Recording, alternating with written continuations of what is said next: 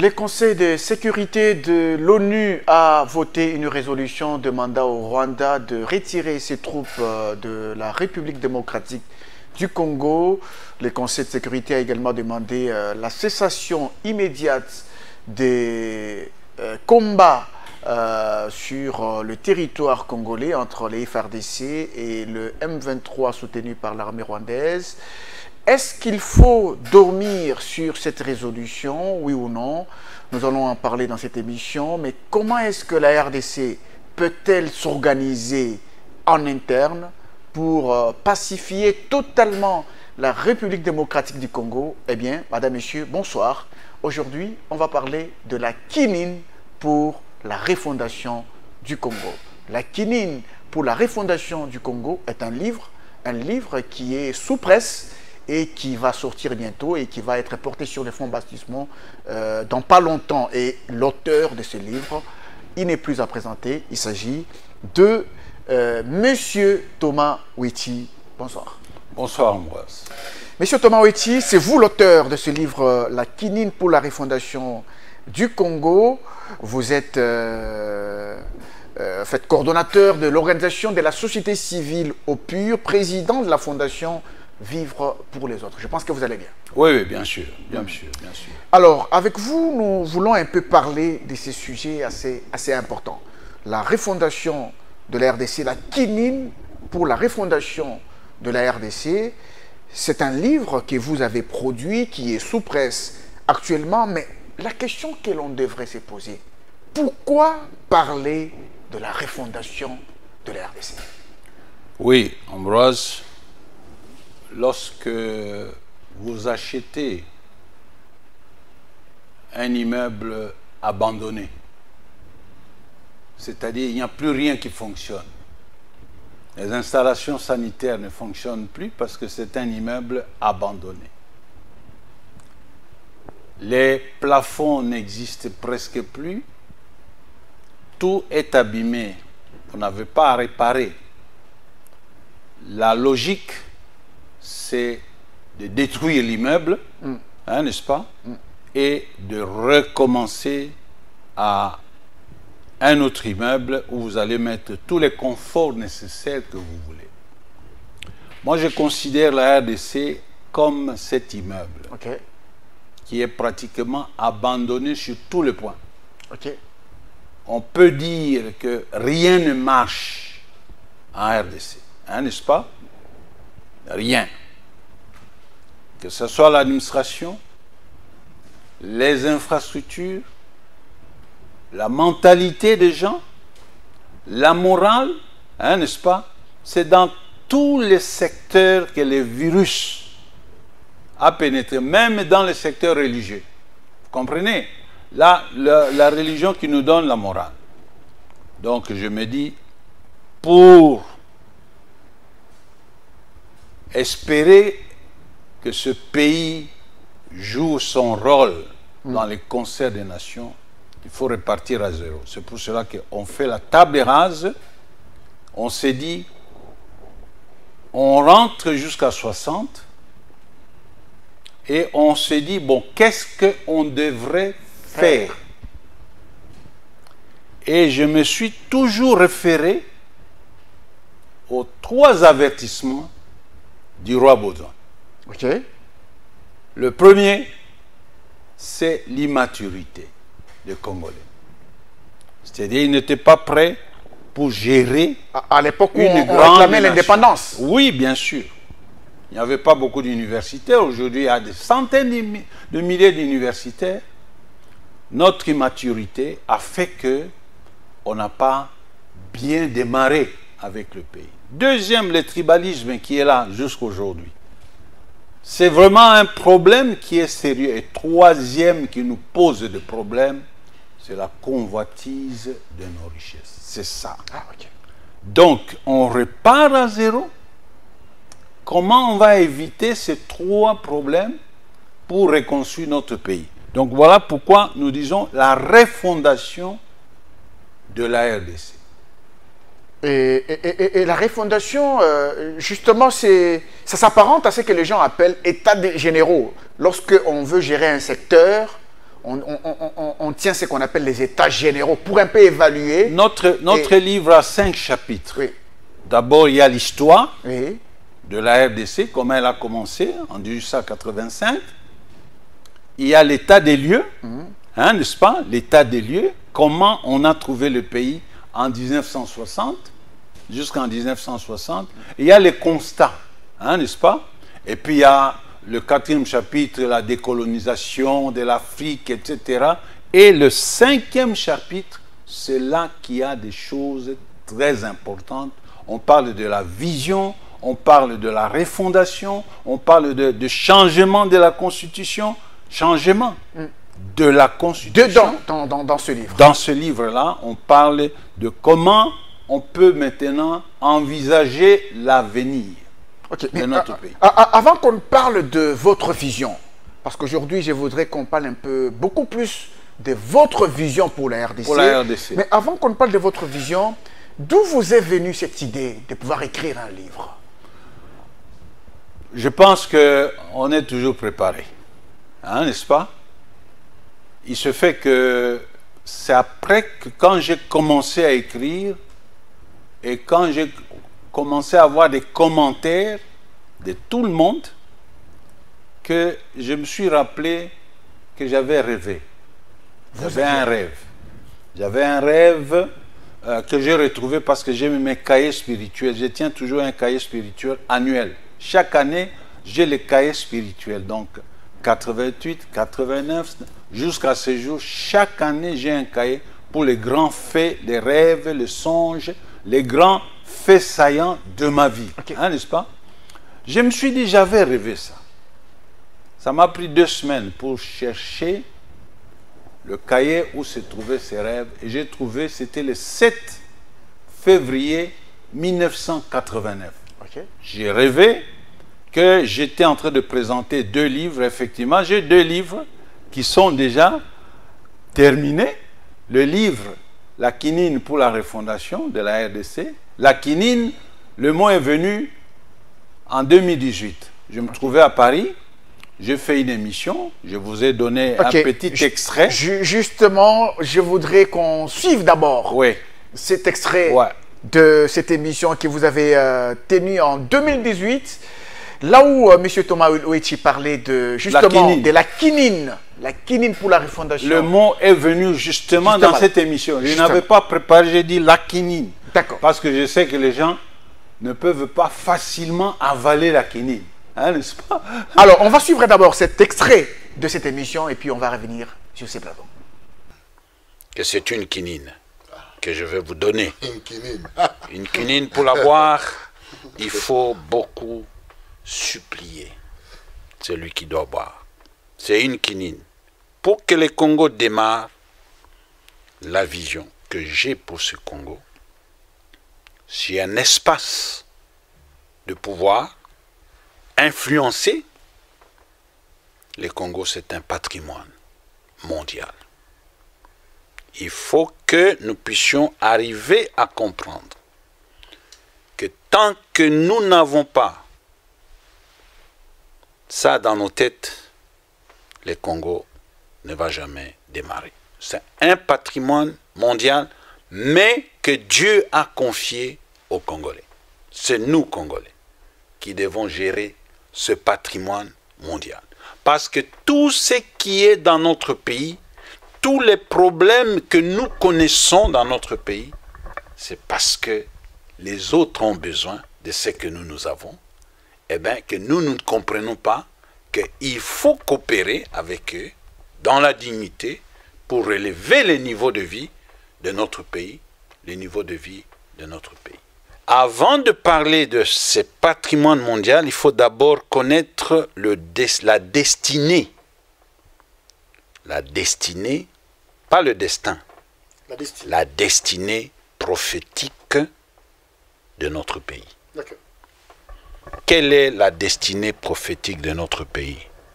Ça peut faire l'objet de débats, de plusieurs autres émissions, mais nous avons fait des recherches dans l'histoire de notre pays, dans la Bible, et nous avons reçu la révélation. Hein, n'est-ce pas? Le Congo, d'abord, c'est un grenier. Un grenier de l'Afrique. Dieu a voulu faire du Congo un grenier de l'Afrique. Absolument. Avec ces terres très fertiles. Hein, n'est-ce pas? Vous savez, nous avons 2 400 000 km². Et plus de la moitié, c'est fertile. Absolument. Chez nous au Congo, les herbes, les plantes poussent même sur les toitures de maisons. Alors, Monsieur Thomas Ouéti, c'est vous que l'on suit là dans cette émission tenue en 2018 à Paris. À Paris. Et ce mot, quinine, vous êtes venu. La quinine, elle fait allusion à la malaria et c'est tellement amer. Amer, oui. Et c'est le mot qui vous est venu. C'est ça, parce que je sais que ça va choquer les nationalistes, les panafricanistes, tout ça, les ismes, ça va les choquer. Parce qu'on va dire où est-ce qu'il veut nous amener. La souveraineté nationale, ce sont des sémantiques qui ont dérangé l'Afrique et particulièrement la RDC.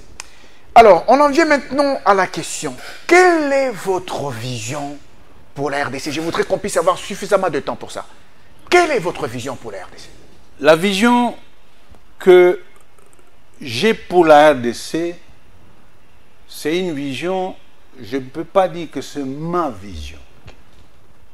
C'est, comme je vous ai dit, on est soit inspiré, soit illuminé, soit on reçoit la révélation. Hein, n'est-ce pas?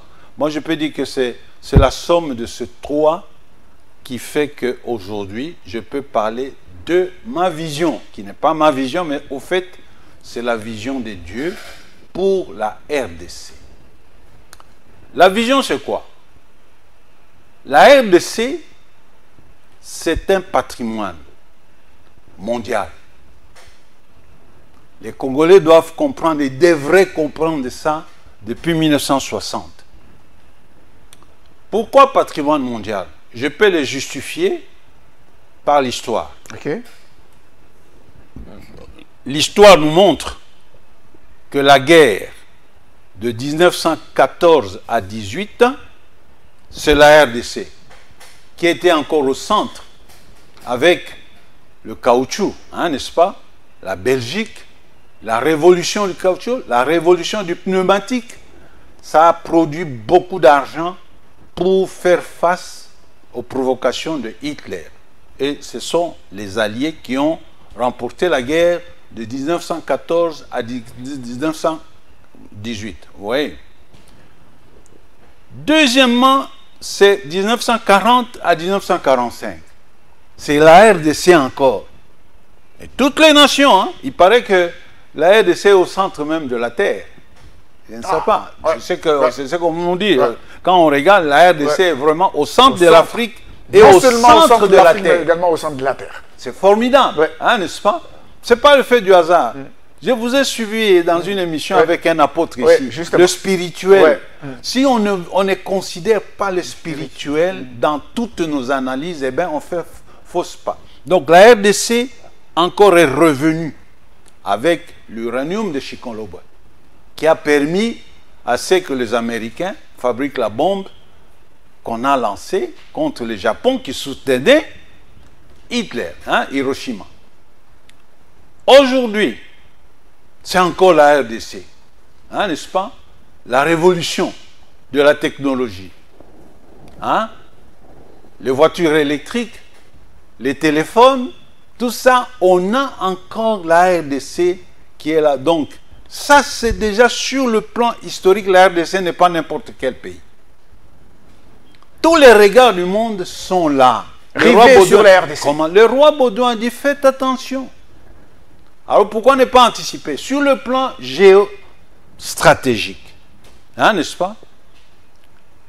Tous nos parcs sont déclarés par l'UNESCO patrimoine mondial. Les forêts, aujourd'hui, nous ne pouvons pas faire du n'importe quoi avec nos forêts. C'est un patrimoine aussi mondial. nos eaux douces, hein, n'est-ce pas? En Afrique, c'est la RDC qui a plus d'eau douce que nous pouvons donner, par exemple, en Égypte, au Sahara, ils ont besoin d'eau. C'est la RDC. Donc, vous voyez, donc nous ne sommes pas créés pour rester dans cette logique de nationalisme panafricain qui n'ont jamais, n'ont jamais marché. Donc, ça, c'est sur le plan. Maintenant, sur le plan, le troisième plan, c'est, je disais, vous permettez, parce que bon, je parle. Oui, vous êtes en train de parler donc forêts, sur le plan de la mondialisation, hein, n'est-ce pas? Sur le plan de la mondialisation. Donc, il y a la primeur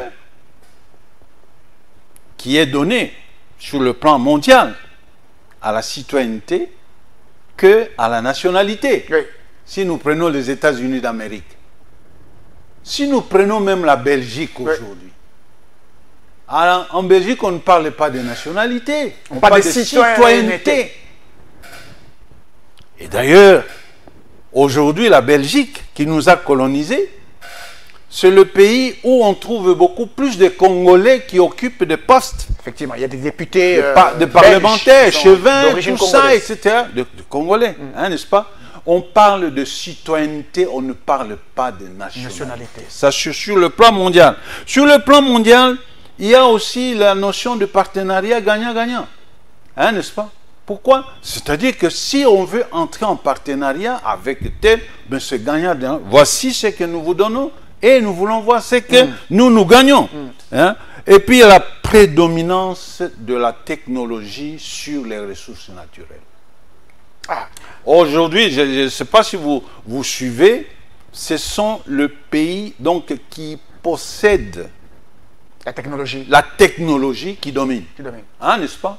Les ressources naturelles occupent une partie de nos richesses, mais c'est la technologie qui est vraiment la plus grande des richesses. On peut avoir les richesses naturelles sans technologie. Sans technologie, vous ne savez rien faire. Ouais, donc, avec tous ces plans, je dis, non, la RDC, nous n'avons rien à perdre que d'anticiper.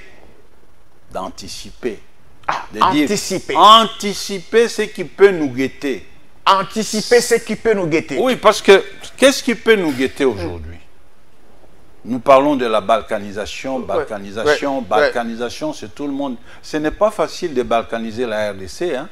C'est pas facile. Nous parlons du plan Hema Tutsi qui doit prendre le Kivu. Mais comment se fait-il le plan Hema Tutsi? Ça représente combien de populations par rapport à la population qui est au Kivu? Rien que par rapport aux tribus. Aux tribus qui sont au Kivu. Je prends par exemple le Nord Kivu. Il y a combien de tribus là-bas? Il y a les Babembe qui sont, pardon, les Banande qui sont plus nombreux, hein, n'est-ce pas? Il y a les Barega, hein, n'est-ce pas? Il y a les donc au Kivu là-bas, Bafuliro, au sud Kivu, vous avez les Babembe, vous avez les Bashi. Mais comment la petite tribu, s'ils font ça, si le Tutsi ont su dominer au Rwanda, c'est parce qu'ils n'ont que des tribus. Mais chez nous, ça va poser des problèmes. Comment ils vont prendre les Kivu? Moi, je crois que c'est utopique. Mais nous pouvons anticiper. Lorsque nous disons que la RDC est un patrimoine mondial, nous avons proposé que ce patrimoine mondial soit géré par un triumvirat. La RDC, les Congolais, la Belgique, les Belges, et Israël, les Juifs. On va arriver à ça. Je vais vous expliquer pourquoi on va arriver au triumvirat. Donc, votre vision, M. Thomas Ouetti, est de faire de la RDC un patrimoine mondial. C'est la vision. Parce que si nous voulons réaliser les vocations de la RDC, les 3 vocations, grenier de l'Afrique, nous pouvons nourrir toute l'Afrique, moteur de développement de l'Afrique, nous pouvons donner le développement à toute l'Afrique, oasis de paix pour le monde, nous pouvons organiser pour que le monde entier se retrouve en RDC. Pour le faire, nécessairement, il faut avoir une vision que la RDC, enseigner ça à nos enfants, dans les écoles, dans les universités, que la RDC, attention, Esaïa Bissot, c'est vrai, mais un patrimoine mondial. Nous appartenons au monde. Hein, n'est-ce pas? Je vous dis, je vais faire une parenthèse. Il y a, je vais lire un petit article ici, qui est proche de ce que nous avons. Et on dit ici, c'est Anderson Chilumba qui a écrit. Il dit, les géopoliticiens Wilfrid McDonald proposent que le Congo devienne un territoire autonome des États-Unis avec une circulation sans visa entre les deux pays et obligatoire de déclarer l'anglais comme la langue officielle. La RDC pourrait ainsi servir de pays stratégique pour les États-Unis. Et ça, c'est la réflexion de ce géopoliticien américain. Ah, vous voyez qui souhaite que la RDC devienne un territoire autonome des États-Unis. Ce qui n'est pas mauvais parce que, regarde, notre proposition, là, nous sommes impliqués. Au fait, il n'est pas très loin de ça parce que, bon, si nous travaillons avec la Belgique et avec l'Israël pour des raisons spirituelles, n'est-ce pas? Parce que si nous travaillons, nous allons arriver presque au même résultat. Parce que ceux qui vont... Attention, s'il te plaît.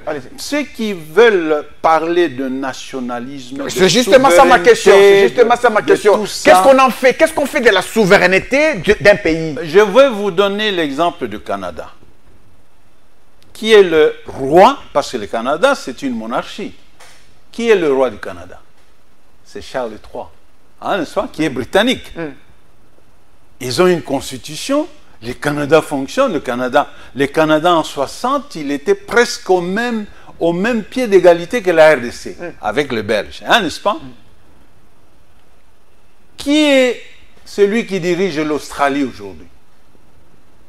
C'est toujours le roi d'Angleterre, de Charles III.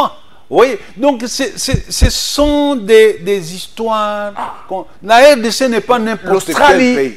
Et dirigé par le roi Charles III. Le roi Charles, mais ils ont une constitution avec un premier ministre qui représente le roi. Le roi. Hein, n'est-ce pas? Même le Canada. Vous voyez? Est-ce qu'ils sont diminués pour ça? Ils ne sont pas diminués pour ça. Nous pouvons aujourd'hui anticiper, parce que le roi nous a prévenus, que la convoitise, si nous ne faisons pas ça, convoitise de nos richesses, les guerres vont continuer pour l'éternité. Mais si nous faisons ça, nous aurons 2 gendarmes avec nous. Vous savez, les Israéliens sont très forts en sécurité, hein, n'est-ce pas? Les Belges ils connaissent bien le Congo, ce sont nos partenaires, nos NOCON, on les appelle les NOCON. Si nous faisons ça, nous allons mettre fin aux convoitises. Donc, dans un terme clair, vous proposez que la RDC devienne un patrimoine mondial géré par un triumvirat. Géré par et la RDC, la Belgique. C'est ma vision. Et je développe ça. Je peux vous dire que je peux tenir des conférences pour ça. Et je saurais me défendre pour que l'auditoire finisse par dire que vous avez raison.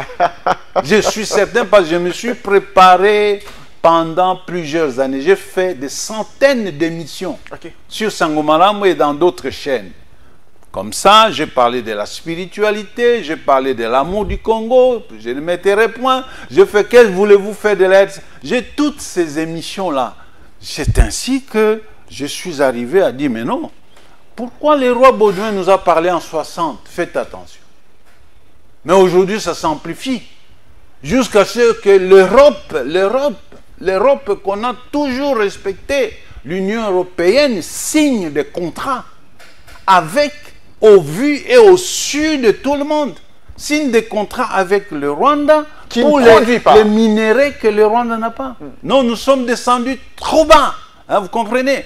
Et si nous continuons avec cette fameuse souveraineté, qui ne profite qu'à certains individus, des Congolais, nous allons avoir des problèmes. Mais si nous avons une vision comme ça, je vous assure, dans 10 ans, nous aurons des routes qui vont être construites du nord au sud et de l'est à l'ouest. Nous aurons des routes et le pays sera désenclavé. Les richesses de la RDC sont innombrables. Par exemple, je vais vous donner, je suis en contact avec certaines personnes du Sankuru, hein, n'est-ce pas? Au Sankuru, il y a l'uranium. Ah bon? Au Sankuru, il y a le cobalt.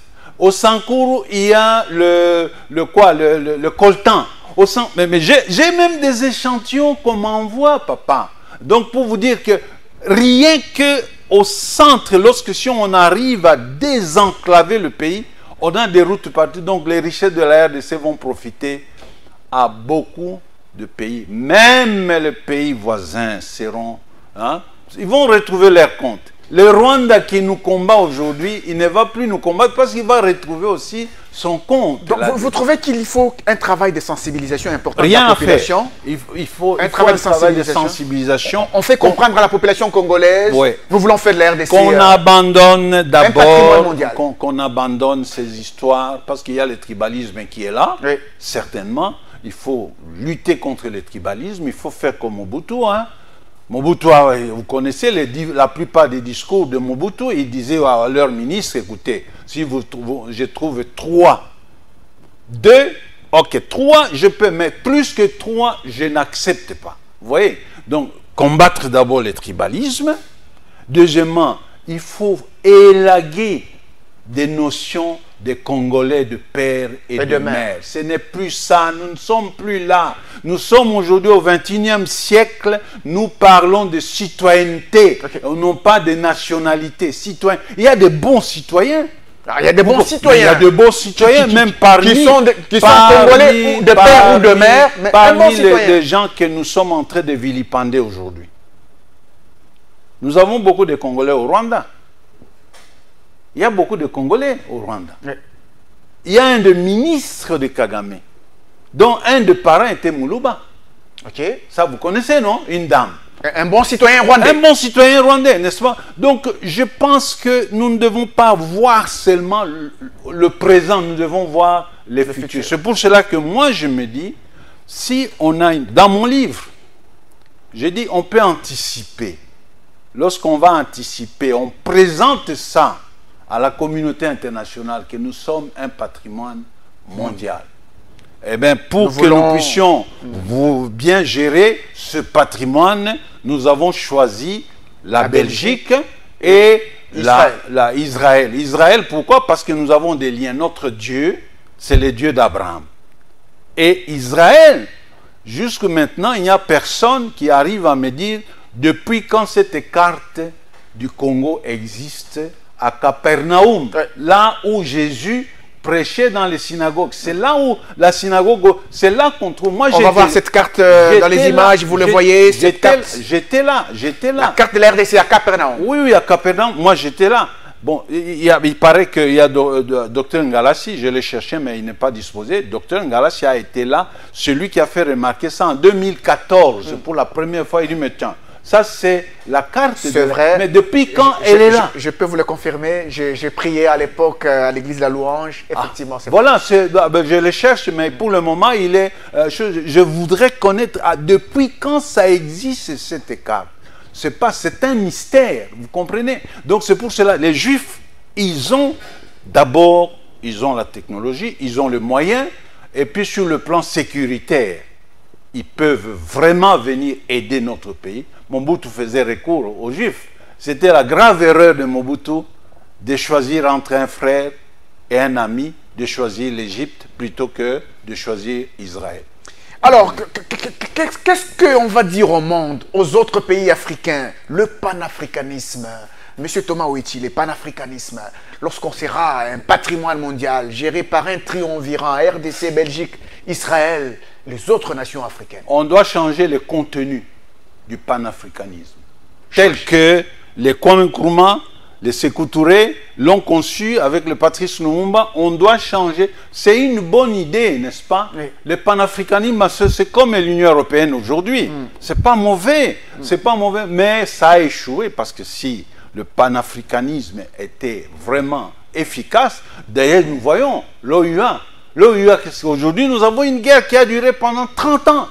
L'OUA n'est jamais arrivé à... Toutes ces organisations africaines, ils doivent revoir leur contenu parce que le contenu basé sur la sémantique, sur la peau, sur la ségrégation, parce que c'est une forme de ségrégation, hein, n'est-ce pas, de dire l'Afrique aux Africains.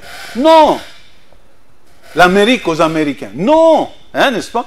L'Amérique, lorsqu'on parle l'Amérique aux Américains, c'est tout. Tous les Américains d'origine congolaise, d'origine libanaise, d'origine... Citoyens américains. Citoyenneté. Nous devons beaucoup plus insister sur la citoyenneté. Et non la nationalité. Nous avons, vous savez, Ambroise, j'ai beaucoup apprécié une de tes émissions avec un apôtre, hein, n'est-ce pas? Vous voyez, Moïse Katumbi, par exemple, qu'est-ce qu'il est en train de faire à Kachoboy? Hein, il investit au pays. Il investit malgré... Mais même si on l'accuse, il a touché à tout ça. Mais il investit au pays. Hein, n'est-ce pas? Nous prenons notre frère Matata. Même si on l'accuse n'importe comment, mais il investit au pays. Il a construit une grande université à Kindu. Donc des gens comme ça, ce sont des bons citoyens qui pensent à l'avenir. Si tout le monde aujourd'hui qui a volé aujourd'hui, tel a investi là-bas, tel a investi là-bas, bon, ça peut être quand même avec des circonstances atténuantes. Hein, circonstances atténuantes. Mais lorsque vous volez, vous allez investir à l'extérieur. Vous mettez l'argent dans des comptes. Et quand vous mourrez, on ne sait pas à qui appartient, parce que on ne sait pas récupérer parce que vous avez caché à votre femme, vous avez caché à vos enfants, mais vous avez un compte que vous gérez seul, vous mourrez, et bien cet argent appartient à la banque. C'est comme ça, il y a de malins qui se sont enrichis, ils ont suivi avec la complicité de certains banquiers, ils ont pu retirer beaucoup d'argent dans des comptes qui appartenaient à certains personnes dignitaires des autres pays. Non, je pense que nous devons anticiper. L'anticipation. Lorsque nous voyons, on dit non, non. Ce film-là,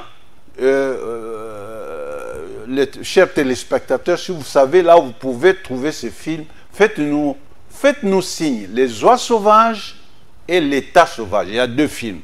L'État sauvage, c'est ce que nous voyons dans nos pays africains qui sont dirigés par des dictateurs. L'État où il n'y a pas de sécurité, on arrête les gens n'importe comment, tout ça. L'État sauvage. Les oies sauvages, ce sont les retournements de la situation. Aujourd'hui, si nous anticipons et nous faisons, nous convainquons le multinational, hein?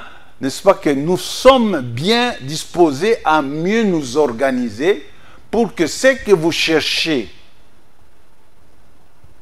aux pays qui n'ont pas ça, mais nous pouvons vous les livrer. Il y en a plein ici chez nous au Congo, hein, n'est-ce pas? Si nous désenclavons notre pays, hein, donc nous avons des routes, des rails, tout ça, etc. Les Allemands voulaient construire des rails, non? Ils voulaient construire des rails parce qu'à un certain moment, un projet là. Le projet était là. Ils voulaient construire des rails. Donc, ils voulaient construire. Mais si nous avons le sérieux dans notre organisation, eh bien, nous pouvons attirer des investisseurs au travers le triumvirat, parce que le Belge, les Juifs et le Congolais, c'est eux qui vont gérer le patrimoine mondial qu'est la RDC. Mais est-ce que une question par rapport à ces triumvirats, M. Thomas Ouiti, est-ce parce que les Congolais sont incapables de gérer, ou ils n'ont pas assez d'intelligence, pas d'approche? Non, les Congolais sont très intelligents. Oui. Moi, je connais des Congolais qui ont dirigé des banques internationales. Mais il suffit des banques internationales. Je ne vais pas citer les noms. Ici, Banque internationale, il a dirigé. Mais une fois mis dans le bain de la gouvernance congolaise, eh bien, ils se sont enrichis comme tout le monde, quoi. Parce que vous allez arriver là, on va vous dire, mais c'est vous qui allez changer les choses aujourd'hui. Vous voyez, c'est comme un petit cheveu dans la soupe. Hein? Hein? Donc, vous allez... Le climat est tellement médiocre que même si vous étiez bon, vous allez devenir médiocre. Donc, c'est pour cela qu'il faut la refondation. La refondation, c'est la mentalité aussi. Refonder la mentalité. Il faut chicoter les gens, hein, n'est-ce pas?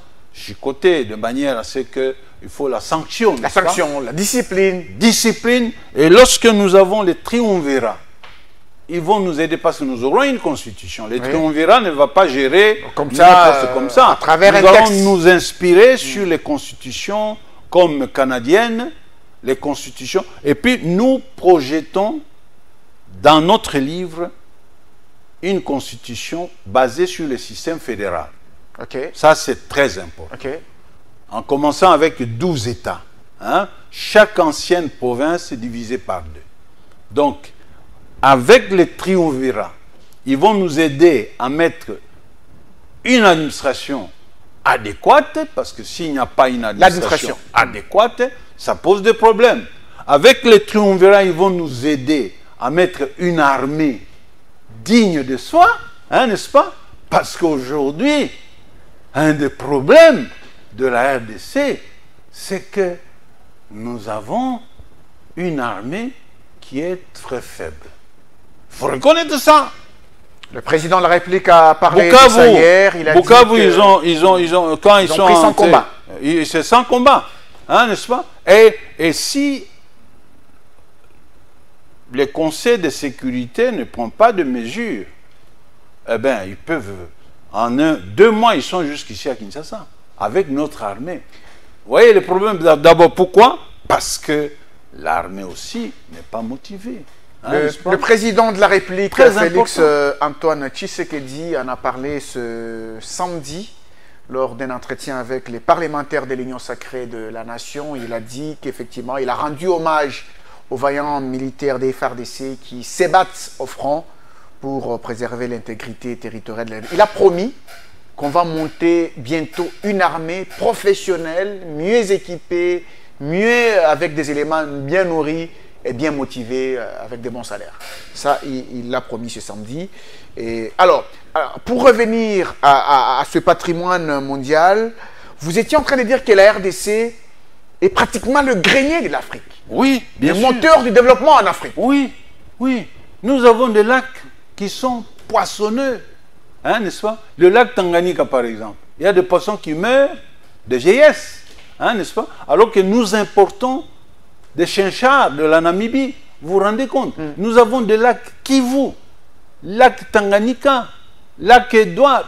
Donc nous avons le fleuve Congo. Ici à l'équateur, je vous dis que quand vous regardez une rivière, c'est comme un fleuve. Les poissons, nous pouvons nourrir toute l'Afrique.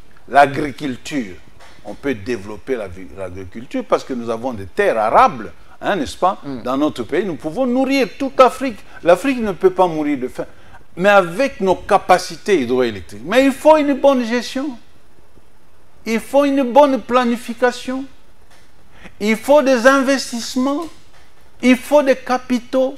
Vous comprenez pourquoi je dis qu'un triumvirat va gérer ce patrimoine mondial. En 10 ans, Ambroise, les choses vont changer. La solution de mon frère ici n'est pas mauvaise. C'est pas mauvaise. Faire de l'RDC un territoire autonome des États-Unis, ce qui n'est pas mauvais. Ce qui n'est pas mauvais parce que, bon, ça va construire le pays. Je donne l'exemple du Canada. Oui. Je donne l'exemple de l'Australie. Hein, n'est-ce pas? Il n'y a pas que ces 2 pays. Je suis en train de faire des recherches pour voir. Il y a de ces pays-là qui ont laissé tomber cette histoire de souveraineté selon l'imaginaire de l'homme. Parce qu'à un moment, les Congolais se posent la question, mais comment est-ce qu'on peut rester comme ça sans qu'il y ait développement, sans qu'il y ait emploi, sans qu'il n'y ait rien? 65 ans. Pendant 65 ans d'indépendance. Il faudrait quand même réfléchir autrement. Cette solution ici, de ces géopoliticiens, Wilfried Martin, c'est direct. Parce que les autres, il faut négocier. Ici, c'est direct. C'est un seul partenaire, c'est les États-Unis. Ouais, les États-Unis. Hein? Tandis que là, il faut négocier avec les Belges, les convaincre. Il faut négocier aussi avec les Juifs, les convaincre. Vous voyez? Mais c'est la solution qui est la plus pour nous, pour soutenir cette vision. Parce que l'avantage, c'est quoi? Il n'y a plus de pays qui vont chercher à nous combattre parce que... À faire la guerre. Non. Parce que vous devenez un patrimoine du monde. Non, non. Un patrimoine mondial avec ces triumvirats qui gèrent. Vous voyez déjà... Sur le plan sécuritaire, vous bénéficiez de tout ce qu'Israël sait faire. Vous venez de me dire là que les États-Unis ont pesé pour qu'il y ait la résolution qui vient de prendre le Conseil de sécurité. Pour l'arrêt des hostilités. Des combats. Et peut-être même le retrait. Hein, vous voyez? Les troupes rwandaises. Vous voyez, les États-Unis seuls, ils ont pesé. Hein, n'est-ce pas? Mais si nous avons la Belgique avec nous, je félicite quand même les diplomates belges, le ministre des Affaires étrangères, n'est-ce pas? Lui, il n'a pas... Nous l'avons suivi, non, dans les réseaux sociaux. Il a dit que le blocage vient de l'Hexagone. Vous voyez? C'est la France. Le blocage vient de l'Hexagone. Et qu'il fait deux langages, il vous dit une chose et puis il fait autre chose. Chaque fois que la Belgique a voulu proposer des sanctions... nous sommes le pays, le plus grand pays francophone du monde. Avec plus de 100 millions qui sont dans la chose. Le Rwanda a refusé de parler le français. Maintenant, c'est l'anglais qui est la langue officielle. Mais qui traite bien avec les Français. Oui, ça c'est vraiment paradoxal. L'ironie du sort. Non, l'Ambroise, les livres, il va sortir certainement au courant du mois de mars, au plus tard la fin du mois de mars, et je pense que quand ce livre va sortir, on va réserver une copie aux dirigeants de ce pays pour dire que voilà la vision. Il faut avoir une vision. Un peuple sans vision, c'est un peuple qui marche dans l'inconnu, dans les désordres. Proverbe chapitre 29, verset 18. Il faut avoir la vision de ce pays. Et la vision, elle est là. Ce n'est pas la vision de M. Wechi. M. Wechi ne fait que rapporter ce que Dieu lui a dit, hein, n'est-ce pas? Votre pays, pour qu'il puisse s'en sortir, voici la vision. Alors, considérez votre pays comme un patrimoine mondial. Qui peut porter la vision, votre vision, la vision de M. Wechi, la vision que Dieu vous a donnée pour le Congo, qui peut la porter et sensibiliser la population? Moi-même, je commence la sensibilisation. Ce que je fais ici, c'est la sensibilisation. Oui. Je vais organiser des conférences dans les universités parce que je suis convaincu qu'il n'y a personne qui va me vaincre pour me donner un autre plan, pour sortir notre pays hein, du gouffre dans lequel on se retrouve. Non, j'ai tous les arguments pour montrer que c'est ça la solution. Okay. Vous n'allez pas venir me dire non, la souveraineté nationale, tout ça. Nous sommes un pays souverain. C'est depuis 1960. On a chanté ça plusieurs fois. Nous sommes souverains. Souverains, tout ça, les nationalismes. Toujours pas de solution. L'amour de la patrie. L'amour de la patrie, ce n'est pas là. L'amour de la patrie, c'est amener des investisseurs, donner du travail à la population, améliorer le train de vie de notre population. C'est ça l'amour de la nation, non?